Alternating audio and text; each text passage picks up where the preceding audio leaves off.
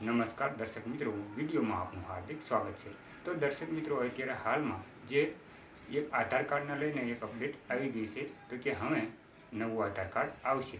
અને નવું આધાર કાર્ડ કેવું આવશે, તો દર્શક મિત્રો તેમાં તમારો ફોટો અને QR કોડ આ બે જ વસ્તુ આવશે।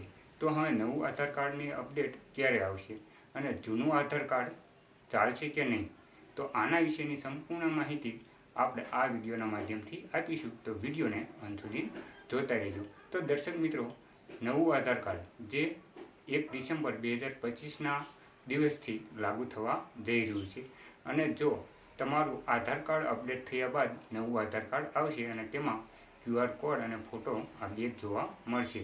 જે અપડેટ થયા બાદ જે જૂનું આધાર કાર્ડ છે તેમાં નામ, જન્મ તારીખ અને 12 આંકડાનો QR કોડ હતો, તેનાથી સ્કેમ વધારે થતા હતા।